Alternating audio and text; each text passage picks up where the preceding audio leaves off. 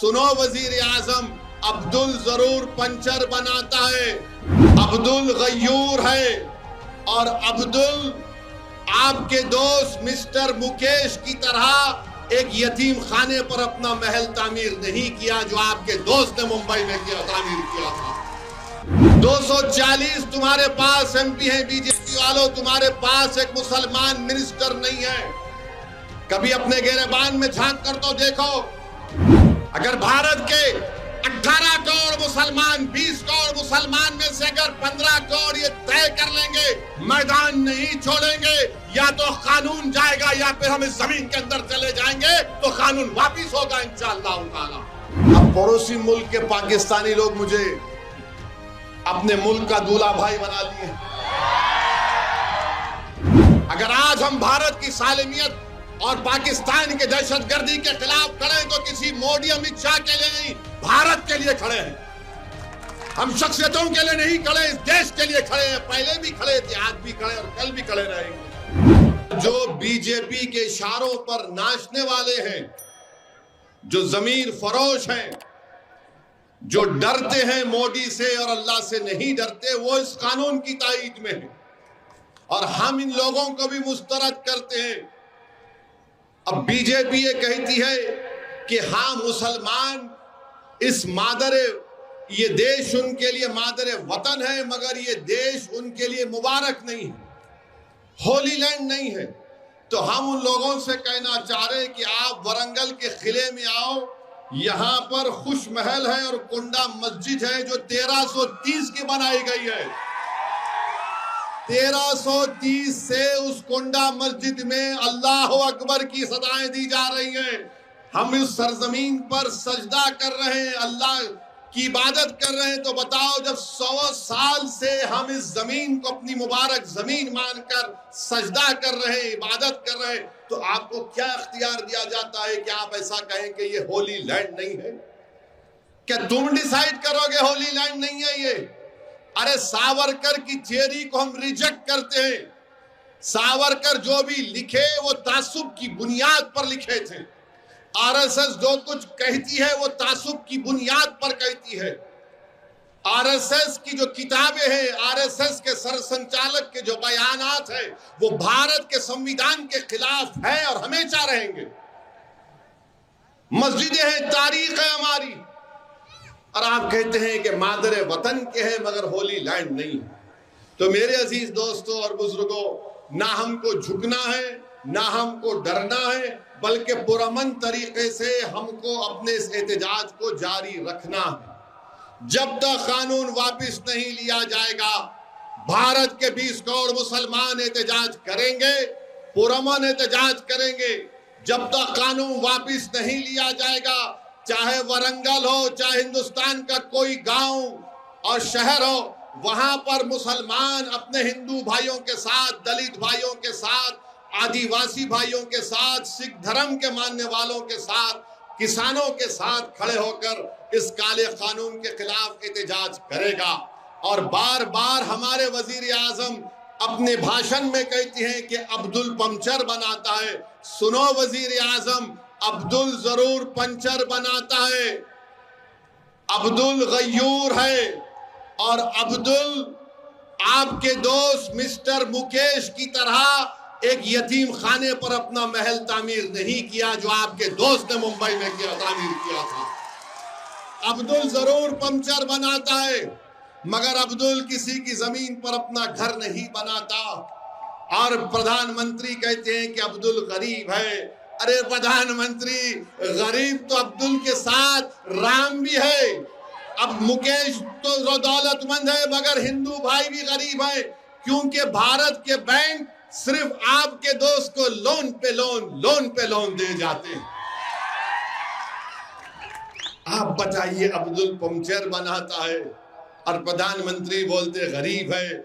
आपकी हुकूमत ने 11 साल में भारत की अक़लियतों को जो प्री मैट्रिक स्कॉलरशिप मिलता था, खास तौर से मुसलमानों को, उसने आपने खत्म कर दिया। सिर्फ 9वीं और 10वीं जमात से आपने उसका कानून बनाया, जबकि दुनिया जानती है कि मुसलमानों में drop out rate pre primary और प्राइमरी लेवल पर होता है। آپ نے مولانا آزاد فیلوشپ ختم کر دی تاکہ کوئی اقلیتی اور خاص طور سے مسلمان بچے ڈی فل اور پی ایچ ڈی نہ کر سکیں۔ آپ نے پوسٹ میٹرک اسکالرشپ میں اضافہ نہیں کیا۔ جو یونٹ کاسٹ کے پیسے ملتے ہیں وہ 2008 سے وہی ہے، اس کو اضافہ نہیں ہوا۔ اور پھر پردھان منتری کہتی ہے، بی جے پی کہتی ہے، آر ایس ایس کہتی ہے، نائیڈو کہتی ہے، نتیش کمار، چراغ پاسوان، کمارا سوامی یہ کہتی ہے کہ ہم نے کہا کہ اس قانون میں پسماندہ مسلمانوں کو بھی حصہ ملنا چاہیے۔ چلیے آپ کی بات کو ہم سن لیے، مانتے تو نہیں، مگر آپ یہ بتاؤ تمہارے پاس ایک مسلمان منسٹر نہیں ہے؟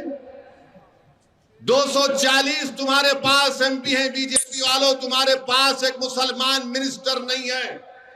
کبھی اپنے گریبان میں جھانک کر تو دیکھو، اور اگر تم یہ کہہ رہے ہو کہ جس کو حق نہیں مل رہا اس کو حصہ ملنا چاہیے، تو پھر تم مسلمانوں کے جو پسماندہ مسلمان ان کے ریزرویشن کے خلاف کیوں ہو؟ جب تم موڈی یہ کہتے ہیں کہ جس کو حصہ نہیں مل رہا ان کو حصہ ملنا چاہیے، تو بھارت کی انٹیلیجنس میں صرف ایک محترمہ آفیسر ہے مسلمان اور کوئی نہیں ہے، ڈالو اس میں۔ کیوں نہیں ڈالتے اس میں؟ آپ بتاؤ کیا پوزیشن ہے؟ آپ نہیں بتا پائیں گے۔ یہ قانون صرف اس لیے لایا گیا تاکہ ہماری جائیدادوں کو چھین لیا جائے۔ لیمیٹیشن ایکٹ اپلائی ہوگا تو جو کل تک قابض ہے وہ مالک بن جائے گا۔ اور موڈی جی کہتے ہیں، بی جے پی کہتی ہے کہ وقف الاولاد اس وقت تک نہیں ہوگا جب تک کہ اگر کوئی بچی کا حق اس میں نہیں مارا جا رہا ہے۔ ہم پردھان منتری سے یہ اپیل کرنا چاہ رہے ہیں، آپ کو مسلم بیٹیوں سے اتنی ہمدردی اگر پیدا ہو رہی ہے تو پھر وہ بچی کی جو عصمت ریزی کی گئی تھی گجرات میں جب آپ مکھیہ منتری تھے، اس کو بھی اپنے گھر میں بلاؤ، چائے پلاؤ اور بولو بیٹی میں تیرے ساتھ ہوں۔ بلقیس بانو سے محبت نہیں، مگر وقف الاولاد میں بچوں کا حق نہیں مارنا چاہیے۔ یہ کون سا قانون ہے بتائیے آپ؟ ہمارے ہندو بھائی جانتے ہیں کہ ان کے سیلف ایکوائرڈ پراپرٹی میں اگر کسی ہندو بھائی کے 2 بیٹیاں ہیں اور 1 بیٹا ہے، اور ویسے ایک مسلمان کی 2 بیٹیاں 1 بیٹا ہے، تو ہمارے ہندو بھائی کی جو سیلف ایکوائرڈ پراپرٹی ہے وہ ول کے ذریعے اپنے 2 بیٹیوں کو چھوڑ کر اپنے 1 بیٹے کو اپنی پوری جائیداد دے سکتا ہے۔ قانون اس کی اجازت دیتا ہے۔ اور اگر مسلمان کوئی باپ یا ماں اپنے 2 بیٹیوں کو چھوڑ کر 1 بیٹے کو دینا چاہتی ہے تو ہم نہیں دے سکتے، 1/3 سے زیادہ نہیں دے سکتے۔ آپ ول پاور کا اختیار نہیں نکالیں گے۔ اور آپ ہم سے کہہ رہے ہیں کہ اگر تم اللہ کے نام پر جائیداد دے رہے ہو تو بچوں کا حق نہیں مارا جائے گا۔ ارے میں اللہ کو دے رہا ہوں، اللہ کو مالک بنا رہا ہوں، تو کہاں بیٹی، کہاں بیٹا، کہاں رشتہ دار، کہاں ماں، کہاں باپ کا حصہ؟ مگر موڈی جی بولے نہیں، ایسا نہیں کر سکتے، شریعت اجازت دے رہی ہے، مگر آپ کہہ رہے ہیں کہ نہیں ہو سکتا۔ اگر بھارت کے 18 کروڑ مسلمان، 20 کروڑ مسلمان میں سے اگر 15 کروڑ یہ طے کر لیں گے میدان نہیں چھوڑیں گے، یا تو قانون جائے گا یا پھر ہم اس زمین کے اندر چلے جائیں گے، تو قانون واپس ہوگا انشاءاللہ تعالی۔ تو میرے عزیز دوستوں اور بزرگوں، میری عزتدار ماں اور بہنوں، ہم تمام کو اپنی اپنی ذمہ داریوں کو سمجھ کر اس کو نبھانا پڑے گا۔ قانون کے دائرے میں رہ کر ہم کو اپنی لڑائی کو جاری اور ساری رکھنا پڑے گا۔ ڈرنے اور گھبرانے کی ضرورت نہیں ہے۔ اور ہم چندرا بابو نائیڈو کو بھی کہہ رہے ہیں، تم نے بہت بڑا دھوکہ دیا۔ تم یہ سمجھ رہے ہو کہ تم نے اپنے سسرے کو دھوکہ دیے تو تم دوبارہ اقتدار پر آ گئے۔ نائیڈو، تم نے بھارت کے آئین کو دھوکہ دیا ہے۔ نتیش کمار، تم نے بھارت کے آئین کو دھوکہ دیا ہے۔ کمارا سوامی، تم نے بھارت کے آئین کو دھوکہ دیا ہے۔ چراغ پاسوان، تم کو اپنے والد کی قربانیوں کا لحاظ نہیں رہا۔ تم نے بابا صاحب امبیڈکر کے بنائے ہوئے قانون کو دھوکہ دیا ہے۔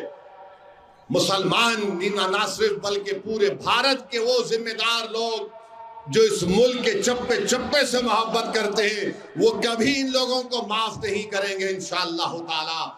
آج تم اقتدار میں ہو، انشاءاللہ کل ایسا وقت آئے گا جب تم گمنامیوں کے وادیوں میں پھرو گے، اور جب تم روڈ پر اکیلے چلو گے تو لوگ تمہاری طرف دیکھ کر تھوکیں گے بھی نہیں انشاءاللہ تعالی۔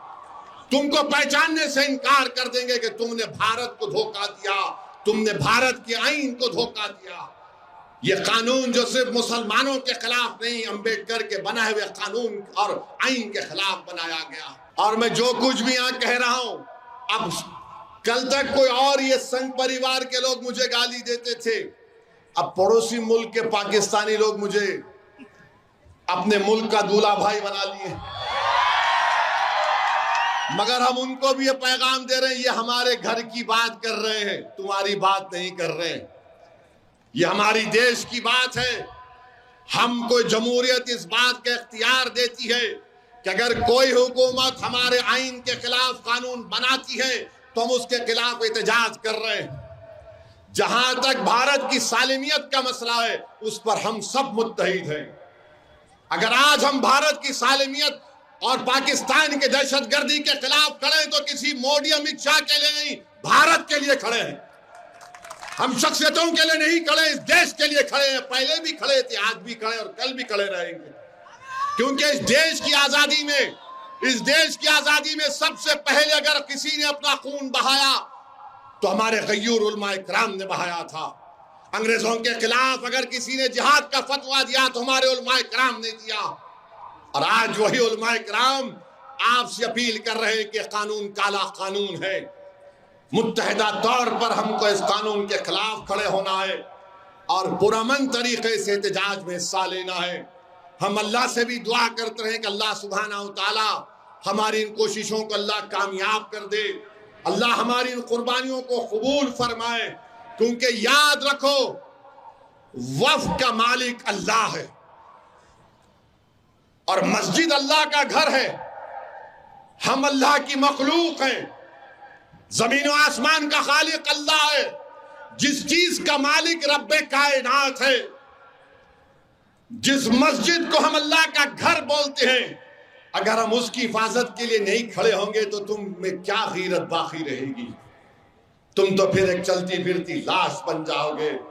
زندگی کا اگر ثبوت دینا ہے، ملی غیرت کا اگر ثبوت دینا ہے، اگر اس آئین کو، سمویدھان کو بچانا ہے، بھارت کو مضبوط کرنا ہے، بھارت کو وکست بھارت بنانا ہے، تو یہاں پر کوئی ایسا قانون، کوئی حکومت نہیں بنا سکتی جو کسی کے مذہب کے خلاف جاتا، جو کسی بھارت کے آئین کے فنڈامنٹل رائٹس کے خلاف جاتا۔ تو ہم پہلے بھی کہہ چکے ہیں، آج بھی کہہ رہے ہیں، اس کالے قانون کو مسترد کرتے ہیں۔ کیا آپ اس کالے قانون کو مسترد کرتے ہیں؟ کیا آپ وقف کے اس بل کو ریجیکٹ کرتے ہیں؟ اگر ریجیکٹ کرتے ہیں تو اپنا سیل فون کھول کے لائٹ کی بتی جلائیے تاکہ B J P R S S کے دماغ کی بتی جلے۔ جلائیے سیل فون۔ پورے ورنگل میں دیکھو، یہاں پر آج اسلامیہ گراؤنڈ میں سیل فون کی لائٹیں کھل گئی ہیں جو اس قانون کو ریجیکٹ کرتی ہے۔